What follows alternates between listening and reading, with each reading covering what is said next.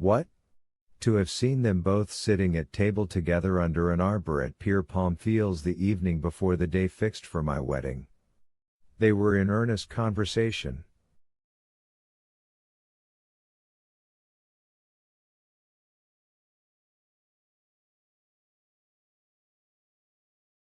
Danglars was joking in a friendly way, but Fernand looked pale and agitated.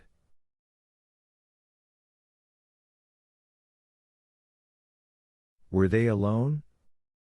There was a third person with them whom I knew perfectly well, and who had, in all probability, made their acquaintance. He was a tailor named Caderousse, but he was very drunk.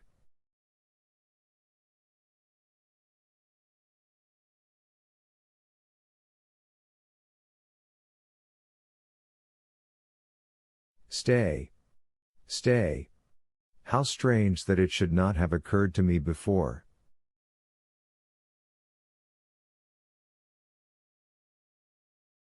Now I remember quite well, that on the table round which they were sitting were pens, ink, and paper.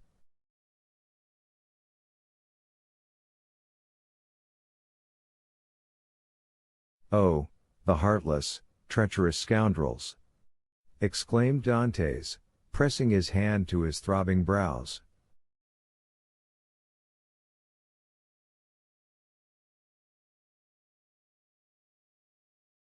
Is there anything else I can assist you in discovering, besides the villainy of your friends?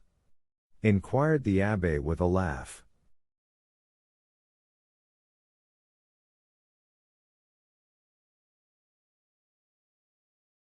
Yes, yes, replied Dantes eagerly. I would beg of you, who see so completely to the depths of things, and to whom the greatest mystery seems but an easy riddle, to explain to me how it was that I underwent no second examination, was never brought to trial, and, above all, was condemned without ever having had sentence passed on me?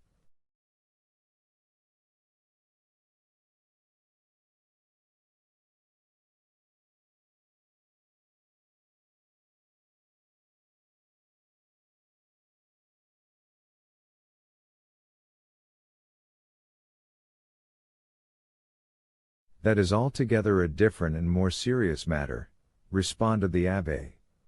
The ways of justice are frequently too dark and mysterious to be easily penetrated.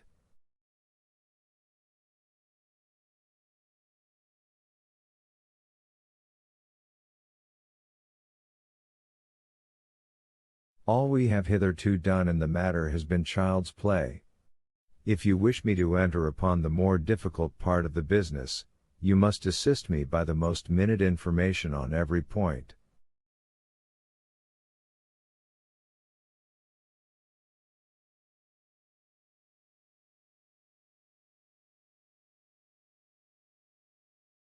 Pray ask me whatever questions you please, for, in good truth, you see more clearly into my life than I do myself.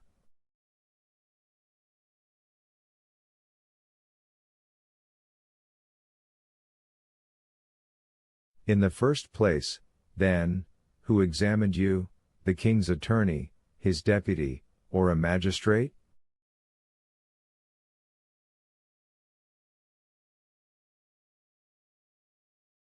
The deputy. Was he young or old? About 6 or 27 years of age, I should say. So, answered the abbe. Old enough to be ambitions, but too young to be corrupt. And how did he treat you?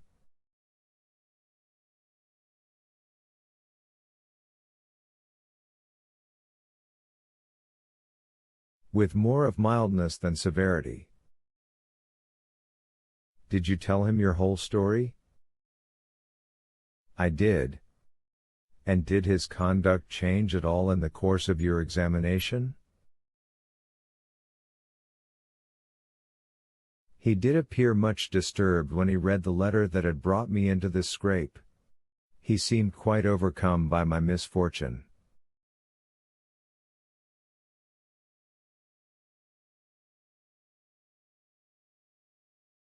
By your misfortune? Yes. Then you feel quite sure that it was your misfortune he deplored? He gave me one great proof of his sympathy, at any rate. And that? He burnt the sole evidence that could at all have criminated me. What? The accusation? No, the letter. Are you sure? I saw it done. That alters the case. This man might, after all, be a greater scoundrel than you have thought possible.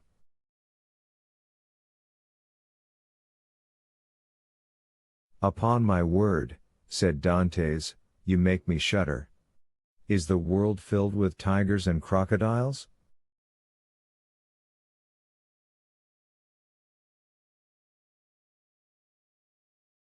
Yes, and remember that two-legged tigers and crocodiles are more dangerous than the others.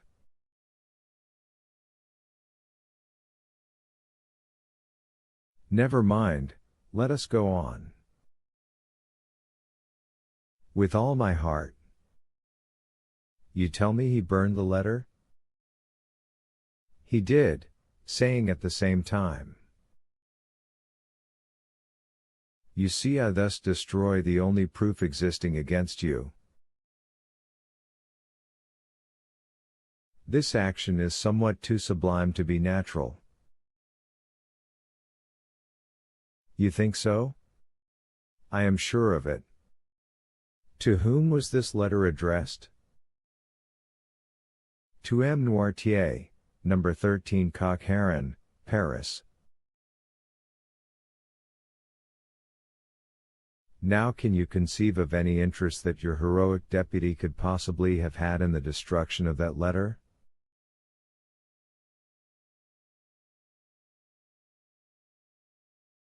Why, it is not altogether impossible he might have had, for he made me promise several times never to speak of that letter to any one, assuring me he so advised me for my own interest, and, more than this, he insisted on my taking a solemn oath never to utter the name mentioned in the address.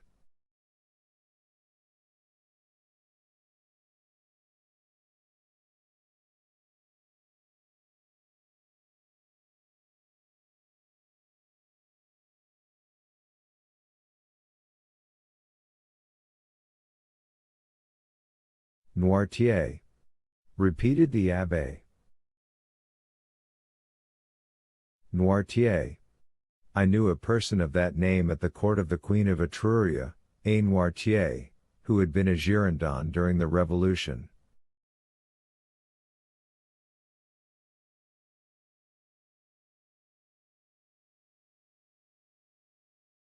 What was your deputy called? De Villefort. The Abbé burst into a fit of laughter, while Dantes gazed on him in utter astonishment.